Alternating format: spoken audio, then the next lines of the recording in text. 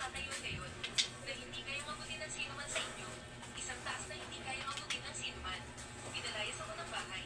Ikaw ang nagkamali. Kayong lahat ay nagkamali. Sa oras na yun, bagong dating pa lang ang binata sa bahay.